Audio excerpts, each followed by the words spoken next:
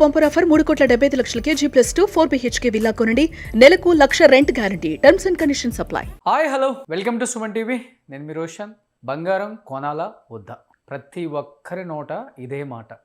అసలు బంగారం షాప్కి వెళ్తే మార్నింగ్ చూసిన రేటు మధ్యాహ్నానికి ఉంటుందా, మధ్యాహ్నం చూసిన రేటు సాయంత్రానికి ఉంటుందా, సాయంత్రం చూసిన రేటు అసలు రేపు మార్నింగ్కైనా ఉంటుందా అనేలాగా ఉంది. అంటే ప్రజల్ని అయోమయం చేస్తున్నారు అనమాట. గోల్డ్ షాపుల వాళ్ళు కావచ్చు, లేకపోతే గోల్డ్కి సంబంధించి బిజినెస్ చేసుకునే రకరకాల వ్యాపారవేత్తలు బంగారం అనేది మంచి ఇన్వెస్ట్మెంటు, ఈ టైంలో చేసుకోకపోతే మీరు ఫ్యూచర్లో బంగారం కొనలేరు అని కేజీలు కొనిపించే వాళ్ళు కూడా ఉన్నారని చెప్పేసి నేను ఏంటంటే నిజంగా నవ్వొస్తుంది. ఎనీహావ్ ప్రజెంట్ నాతో పాటు ఫైనాన్స్ అనలిస్ట్ ప్రశాంత్ గారు ఉన్నారు. ఏం చెప్తారో ఆయన మాటలో విందాం. ప్రశాంత్ గారు నమస్తే అండి. చూస్తున్నాం అసలుకి నిజంగా బంగారం కొనాలా వద్దా, ఏం చెప్తారు? ఎందుకంటే వేలల్లో పెరుగుతుంది, వేలల్లో తగ్గుతుంది. వందల డిఫరెన్స్ అయితే నేను ఇప్పటివరకు చూడలే లాస్ట్ 6 months నుంచి. మరి టూ మచ్గా ఉంది. దాంట్లో నేను కూడా ఒక బాధ్యత అనుకోండి, అది వేరే విషయం. ఏం చెప్తారు మీరు?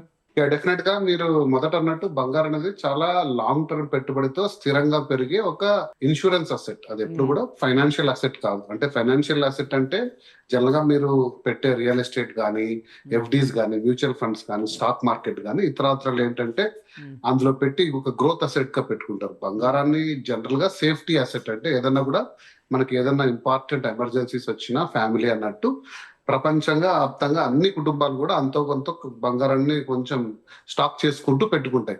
బట్ లాస్ట్ 2 years లో మీరు అంటున్నట్టు బంగారం అమాంతంగా, అంటే ఒక 2025 లోనే 75% రిటర్న్ ఇవ్వడంతో ఒక్కసారిగా అందరి దృష్టి బంగారం వైపు పడింది. సరే అంతో కొంత బంగారం పెడితే 1 year లో మనకు 1 lakh కాస్త 1,50,000 అనో 2 lakhs అవుతుందన్న ఆశతో చాలా మంది కూడా బంగారు మార్కెట్ లోకి డిఫరెంట్ మార్కెట్ లోకి ఎంటర్ అయ్యారు. ఒక ఎగ్జాంపుల్ నేను చెప్తాను. కేవలం 2025 లో ETF లో, అంటే ఎక్స్చేంజ్ ట్రేడెడ్ ఫండ్ అంటారు, ETF లో మాత్రమే $70 billion బంగారం మీద ఇన్వెస్ట్మెంట్ జరిగింది. అంటే దాని ఒక ఫైనాన్షియల్ ఇన్స్ట్రుమెంట్ గా మారిపోయింది. సో వన్స్ ఏదైనా సరే ఒక ఫైనాన్షియల్ ఇన్స్ట్రుమెంట్ గా మారితే దాని ఫ్లక్చుయేషన్స్ ఒడిదొడుకునేది చాలా ఫ్రీక్వెంట్ గా ఉంటాయి. సో దానివల్లే మనం చూస్తున్నాము January 1st నుంచి ఇప్పటి వరకు కూడా 1,40,000 నుంచి స్టార్ట్ అయిన బంగారు 1,80,000 వరకు వెళ్ళి మళ్ళీ 170, 150, మళ్ళీ 140 పడిపోయింది. జస్ట్ యుద్ధ వాతావరణంలో లాస్ట్ పీక్, మనకు వార్ పీక్ వైట్ టైంలో 1,40,000 10 grams 24 karat గోల్డ్ ఇప్పుడు మళ్ళీ కూడా పుచ్చుకొని 152కి వచ్చింది. కానీ 152 నుంచి కూడా 70కి 65కి 60Kకి వచ్చే అవకాశం ఉంది, సగానికి సగం తగ్గే అవకాశం ఉందని ఒక ప్రచారం జరుగుతుంది కదా, దాంట్లో ఎంత నిజం ఉందంటారు? అసలు దాంట్లో 1% కూడా నిజం లేదండి. ఎందుకంటే 1.4 lakhs వచ్చినప్పుడు బంగారానికి పెద్ద లిట్మస్ టెస్ట్ జరిగింది, ఒక పెద్ద పరీక్ష. అంటే ప్రపంచ వ్యాప్తంగా కూడా ఏ అనలిస్ట్ అయితేనే, ఏ ఫైనాన్షియల్ ఏజెన్సీ అయితేనే ఇక్కడ బంగారం విత్ హోల్డ్ చేసుకుంటుందా, ఇక్కడ నుంచి పడిపోతుందా, అంటే ఒక పానిక్ సెల్లింగ్ జరుగుతుందా, ప్రపంచంలో దాని మీద ఇన్వెస్ట్ చేసిన వాళ్ళందరూ నమ్మకాన్ని కోల్పోయి ఒకసారిగా డంప్ చేస్తారా అని ఒక ఇంట్రెస్టింగ్ పీరియడ్ వచ్చింది. అంటే లాస్ట్ 2 lakhs చూసిండేదే ఒక ఆల్ టైమ్ లోయెస్ట్ అన్నమాట బంగారుకి. అంటే 1983 తర్వాత ఒక 2 weeks స్పాన్ లో 10% ఒకటేసారి కోల్పోవడం అనేది ఎప్పుడు జరగలేదు బంగారుకి. సో ఆ టెస్ట్ లో కూడా 140 నుంచి మళ్ళీ పుంజుకొని మళ్ళీ బయర్స్ దాన్ని సొంతం చేసుకుని 152 వరకు వచ్చింది. కాబట్టి సో ఈ బిలో 1 lakh అనేది నాకు తెలిసి అసాధ్యం, ఎప్పటికీ జరిగేది కాదు. ఏదన్నా ఉంటే ఒక 5 to 10% మీరు అంటున్నట్టు ఒడిదొడుకులు జరుగుతూ ఉండొచ్చు, కానీ లాంగ్ టర్మ్ బంగారం అనేది మళ్ళీ డెఫినెట్ గా దాని స్థాయి, అంటే అది 2,50,000 అనేది ఇయర్ ఎండ్ కి ప్రెడిక్షన్ ఉండేది ఇంతకు ముందు. సో బహుశా ఇంకొక 8 months కానీ 10 months పట్టినా కూడా బంగారం అనేది స్టిల్ గ్రోత్ మార్జిన్ లోనే వెళ్తుంది. కానీ పడిపోయి మళ్ళీ 60-70 వస్తుందని మాత్రం డెఫినెట్ గా ఎటువంటి సైంటిఫిక్ గానీ అనలిటికల్ డేటా దానికి బ్యాకింగ్ లేదు. ఓకే. అంటే ప్రశాంత్ గారు, ఇప్పుడు చూస్తుంటే మనకి లిక్కర్లో సిండికేట్ ఎలా నడుస్తుందో సేమ్ బంగారంలో కూడా సిండికేట్ అలానే నడుస్తుంది. చూస్తుంటే నెంబర్ ఆఫ్ షోరూమ్స్ పెరిగిపోతున్నాయి. బంగారు డైమండ్ బిజినెస్లోకి వచ్చే వాళ్ళు కూడా ఎక్కువైపోయారు. ఇప్పుడు పెద్ద పెద్ద వాళ్ళు కూడా ఈ బిజినెస్లోకి వచ్చేస్తున్నారు. ఈ మధ్యకాలంలో మనకి మీరు చెప్పినట్లుగా లాస్ట్ January పెరిగిన దగ్గర నుంచి ఇప్పటి వరకు చూసుకుంటే మన హైదరాబాద్ సిటీలోనే కొన్ని వందల షోరూమ్స్ ఓపెన్ అవుతున్నాయి. ఇది దేనికి సంకేతం అంటారు? ఎలా చూడొచ్చు అసలు దాన్ని? డెఫినెట్ గా ఇండియా, ఇన్ పర్టికులర్ హైదరాబాద్ ఎప్పుడు కూడా కన్స్యూమర్ మార్కెట్. ఇండియా అనేది కన్స్యూమర్ మార్కెట్. అంటే సో మనము ప్రొడక్షన్ కంటే కూడా ఎక్కువ కన్స్యూమ్ చేస్తుంటాం, ఎస్పెషల్లీ బంగారం. ఎందుకంటే బంగారం మనం ఆల్వేస్ దిగుమతి చేసుకుంటాము, అది కూడా డాలర్స్ వెచ్చించి. సో ఇది ఎందుకు సంకేతం అంటే రెండిటికి, ఒకటి పర్చేసింగ్ పవర్, ప్రజల దగ్గర కొనే శక్తి పెరుగుతుంది, అంటే ఇన్కమ్ స్థాయి పెరుగుతుంది. ఎలా పెరుగుతుంది సార్? మరి అంత రేట్కి వెళ్ళిపోతే పర్చేస్ అసలు కొనే నాదుడు ఉంటాడు అసలుకి? ఎవడన్నా కొనగలరా? 2-3 లక్షలు జాబ్ శాలరీ వచ్చే ఒక సాఫ్ట్వేర్ ఇంజనీర్ అయినా కొనగలడా అసలుకి? డెఫినెట్ గా అంటే మార్పు ఎందులో వచ్చిందంటే ఇన్కమ్ స్థాయిలో గణనీయంగా మార్పు రాలేదు. మీరు చూడాల్సింది ఏంటంటే ఇప్పుడు మన ఒక 100 రూపాయల పెట్టుబడిలో ఎక్కువ శాతం రియల్ ఎస్టేట్ మీద పెట్టేవారు లాస్ట్ 4 years లో. ఇక్కడ భూమి కొనుక్కోవడము, ప్లాట్లు కొనుక్కోవడము, ఫార్మ్ ల్యాండ్స్ కొనుక్కోవడము, అగ్రికల్చర్ ల్యాండ్ కొనుక్కోవడము, కొద్ది స్థాయి స్టాక్ మార్కెట్ లో పెట్టేవాళ్ళు, మ్యూచువల్ ఫండ్స్ లో. మీరు చూస్తే లాస్ట్ 2 years నుంచి అందులో దాదాపుగా అంటే ట్రేడింగ్ ఆగిపోయింది. అంటే రియల్ ఎస్టేట్ మార్కెట్ చూసినా కూడా మీరు, లేదా స్టాక్ మార్కెట్ కూడా చాలా పడిపోతూ వస్తుంది. అందులో ఇన్వెస్ట్మెంట్ తగ్గుతూ స్థిరమైన పెట్టుబడి ఏంటంటే గోల్డ్ వైపు ఉంటే మనకి ఎప్పటికైనా ప్రొటెక్షన్ ఉంటుందని. సో నేను ఒక 100 రూపాయల్లో 10 రూపీస్ ఇన్వెస్ట్ చేసే గోల్డ్ ని 20 రూపీస్ చేశాను, 25 రూపీస్ చేశాను.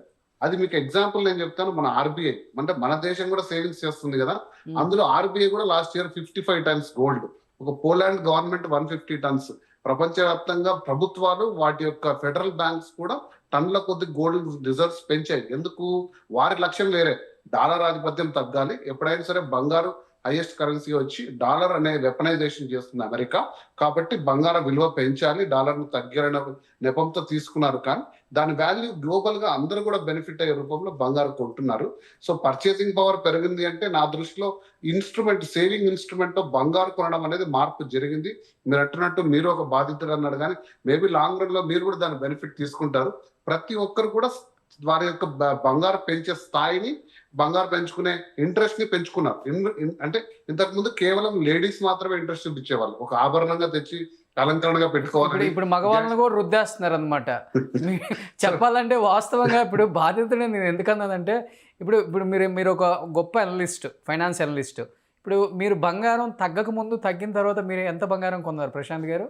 నేను మీకంటే దాదాపు తక్కువ కొనిండొచ్చు. సో అనాలిసిస్ లో చెప్తాము. అంటే ఇంట్లో నేను కొంచెం కొద్ది వరకు పెంచగలిగినా కానీ మనం మరి ఎక్కువ స్థాయిలో లాభపడిందంటే ఏం లేదు. నేను కూడా ఒక సాధారణ స్థాయిలో కొనేది గోల్డ్. ఓకే.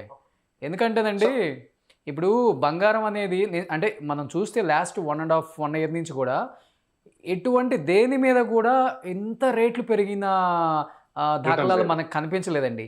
ఓన్లీ గోల్డ్ మీద డబల్ రేట్ వచ్చేసింది అనమాట. గోల్డ్, సిల్వర్ 5,600, 5,700 ఉండేది గ్రాము. అలాంటిది 7,000, 8,000, 8,000 నుంచి 12,000, 15,000, 16,000 టచ్ అయింది అనమాట. 17,000 వరకు వచ్చింది. అంటే సిల్వర్ కూడా చాలా అదే మొత్తంలో రిటర్న్ ఇచ్చింది. అంటే ఒక 50,000 తీసుకెళ్తే ఒక మంచి చైన్ తెచ్చుకోవచ్చు, అలా ఉండేది.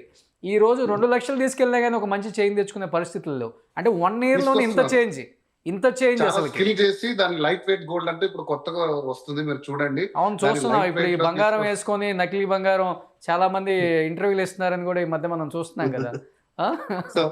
సో ఆ స్థాయి మనకు ఎందుకు వచ్చింది అంటే డెఫినెట్ గా గోల్డ్ మీద ఒక ప్రపంచ వ్యాప్తంగా గోల్డ్ మీద నమ్మకం పెరిగింది. సో ఇన్వెస్ట్మెంట్ స్థాయి కూడా మనకు పెరిగింది. సో నేను ఎప్పుడు కూడా అందరికి చెప్పేది ఏంటంటే కొద్ది మొత్తంలో మంత్లీ అంటే ఈ గోల్డ్ స్కీమ్స్ ఉంటాయి. మీకు గోల్డ్ స్కీమ్స్ లో తీసుకుంటే మీరు బెనిఫిట్ అవుతారు. అంటే మీ మ్యానుఫ్యాక్చరింగ్ కాస్ట్ కానీ, దాని యొక్క మజూరీ అంటారు చూసారా, డెప్రిసియేషన్ కానీ ఇలాంటివి లేకుండా ఒక 12 months టైంలో మీరు మార్కెట్ లో ఒక 12 times ఎంటర్ అయ్యారనుకోండి. ఇప్పుడు నేను లాస్ట్ ఇయర్ లో 12 times ఎంటర్ అయ్యాను. నా యావరేజ్ ప్రైస్ వచ్చేసి 1,10,000 లో కొన్నాను నేను. అంటే నేను 85 లో కొన్నాను, 1,50,000 లో కూడా కొన్నాను. బట్ నాకు 1,10,000 లో నాకు తీసుకున్న బంగారు ఈరోజు 1,50,000 అలా ఉందనుకోండి, నేను ఖచ్చితంగా బెనిఫిట్ అవుతాను. అలాగే మీరు ఎప్పుడైనా సరే ఎస్ఐపి విధానంలో గోల్డ్ స్కీమ్స్ లో తీసుకుంటే ఇయర్ ఎండ్కి మీ దగ్గర అదే మీ స్థాయిని బట్టి ఒక 10 grams to 100 grams మీరు ఒక ఆభరణం చేయించుకునేంత స్థాయి బంగారు ఉందనుకోండి, మీరు వెళ్ళి హ్యాపీగా without making charges, without VAT or depreciation మీరు ఒక ఆభరణం తీసుకోవచ్చు. అది ఎప్పుడు కూడా వైజ్ అంటే ఆల్వేస్ బంగారు కొనేది నంబర్ 1 విధానం. సో అలాంటి విధానంలో తీసుకున్న ఎవరు కూడా నష్టపోలేదు. కానీ ఒకటి జరిగింది ఏంటంటే ఈ జనవరిలో మీరు అన్నట్టు క్రెడిట్ కార్డులు పెట్టి లోన్లు తీసుకొచ్చి ఆల్రెడీ ఇంట్లో ఉన్న బంగారాన్ని మళ్ళీ తాకట్టు పెట్టి ఆ లోన్ అమౌంట్ తీసుకొచ్చి ఇట్లా రకరకాలుగా వేలవేరుగా గోల్డ్ కొని పడిపోతుందన్న భయంలో మళ్ళీ ఒకసారిగా దాన్ని డంప్ చేయడం, ఇది బంగారు కొనే అంటే this not the way to buy. అంటే ఇలాంటి ఎప్పుడు బంగారు కొనే పద్ధతి కాదు. మీరు కొంచెం ఫ్రీక్వెంట్ గా కొనండి, లేదా మీ దగ్గర డబ్బు ఉండి ఒక పెద్ద మొత్తంలో కొన్నా లాంగ్ టర్మ్ హోల్డ్ చేసుకోండి, అప్పుడు బంగారు రిటర్న్ ఇస్తుంది. అలా కాకుండా మీరు షేర్ మార్కెట్ లాగా ఈ రోజు కొని రేపు అమ్మడం, ఇలాంటి మార్కెట్ లో డెఫినెట్ గా మీరు చూస్తున్న ఒడిదొడుకులు అన్ని కూడా నేను ముందే చెప్పినట్టు ఇది ఒక ఫైనాన్షియల్ ఇన్స్ట్రుమెంట్ అయిపోయింది. అంటే ఒక రిలయన్స్ షేర్, ఒక ఎస్బీఐ షేర్ లాగా గోల్డ్ కూడా అయిపోయింది. దానికి ఇంకో కారణం నేను ఇంతకుముందు కూడా చెప్పాను.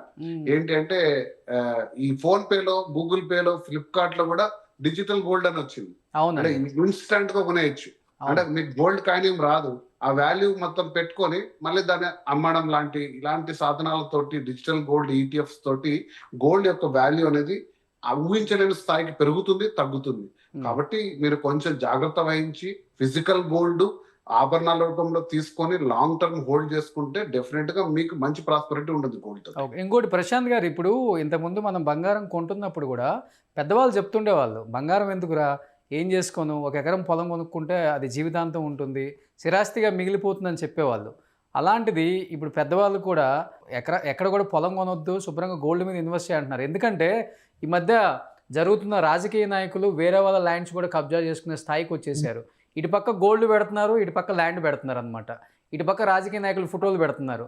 నువ్వు ఎంత ఖర్చు పెట్టి నువ్వు ఎంత సంపాదించిందంత ఇక్కడ పెట్టినా కానీ రాజకీయ నాయకులు ప్రలోభాలకి. ఇప్పుడు రియల్ ఎస్టేట్ అనేది మనకు జనరల్ గా, అంటే మేము ఫైనాన్షియల్ అడ్వైజర్స్ లో చేసేది అంటే 25% ఎప్పుడు రియల్ ఎస్టేట్ లో పెట్టుకోండి. ఒక 25 to 50% మీరు ఎఫ్డీస్ కానీ, మ్యూచువల్ ఫండ్స్ కానీ, స్టాక్ మార్కెట్. ఇక 25% మీ స్థాయిని బట్టి బంగారు లేదా సిల్వర్ లేదా ఇతర డాక్టర్లు పెట్టుకోమంటారు. కానీ బంగారు ఈజీ లిక్విడేషన్. అంటే ఈ రోజు మీరు కావాలంటే గంటలో డబ్బులు చేసుకోవచ్చు. అదే రియల్ ఎస్టేట్ మార్కెట్ లో మీరు ఒకసారి పొలం మళ్ళీ అమ్మాలని డిసైడ్ అయితే బహుశా 6 నెలలు పట్టచ్చు, సంవత్సరం పట్టచ్చు, అసలు మీకు రిటర్న్ రాకపోవచ్చు. బంగారాన్ని ప్లెడ్జ్ చేసుకోవచ్చు. అంటే అమ్ముకున్నా కూడా ఈజీగా వెళ్ళి మనం తాకట్టు పెట్టి 80% వాల్యూ తెచ్చుకోవచ్చు. అగ్రికల్చర్ ల్యాండ్స్ కి అంత మీకు ప్లెడ్జ్ చేసుకొని గవర్నమెంట్ ఏ బ్యాంక్స్ ఇవ్వదు unless you own A house, దాంట్లో ఇల్లు కట్టుకున్నా. సో ఇటువంటి అడ్వాంటేజెస్ ఉన్నాయి. కాకపోతే రియల్ ఎస్టేట్ లో 100 times 50 times రిటర్న్స్ వచ్చేసే అవకాశాలు ఉన్నాయి. కానీ బంగారంలో అటువంటి 50 times 100 times రాకపోయినా స్థిరంగా లైఫ్ లాంగ్, అంటే మన పిల్లలు కానీ వాళ్ళ పిల్లలకు కానీ ఖచ్చితంగా ఇది ఒక ఇంపార్టెంట్ అసెట్ గా ఎప్పటికీ తరగదు. ఎందుకంటే 3000 సంవత్సరాలుగా దీని వాల్యుయేషన్ తగ్గలేదు. రాజుల కాలం నాటి నుంచి వాళ్ళ యొక్క సంపాదన కూడా బంగారు వజ్రాల్లోనే కొలిచారు.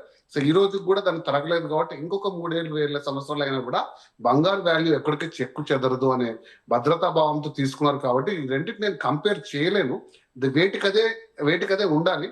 మీరు ఆ బ్యాలెన్స్ మెయింటైన్ చేయాలంటే మీ పోర్ట్ఫోలియోలో మీ దగ్గర కొద్ది మొత్తం ఏది దాన్ని కూడా ఇంబ్యాలెన్స్ చేయొద్దండి. అంటే స్థలాలు అమ్మేసి తీసుకొచ్చి మొత్తం బంగారం మీద పెట్టడం, లేదా బంగారంతో అమ్మేసి స్థలాల మీద పెట్టడం అనేది లేకుండా ఎప్పటికప్పుడు బ్యాలెన్స్ గా వెళ్ళమని చెప్తాను. కానీ సో బంగారం అనేది దానికి ఉండే ఇంపార్టెన్స్ అనేది ఎప్పుడు కూడా తగ్గదు. సో ఈ అప్ అండ్ డౌన్స్ పక్కన పెడితే బంగారం కొనడం సేఫే అంటారు ఇప్పుడు?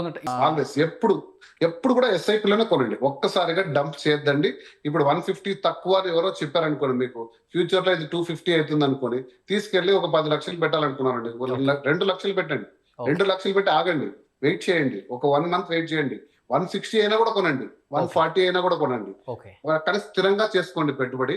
ఒక్కసారిగా పెట్టి మీరు ఆ మార్కెట్ లేదా ఒక్కసారిగా అమ్మడం ఇలాంటివి అయితే దిగిన బంగారం మీ సాధనం కాదు. మేబీ స్టాక్ మార్కెట్ ఇంకోటో మీరు ఎంచుకోవచ్చు, కానీ బంగారానికి ఇది పెట్టుబడి విధానం అయితే కాదు. ఓకే, థ్యాంక్ యూ ప్రశాంత్ గారు, thank you so much. Thank you.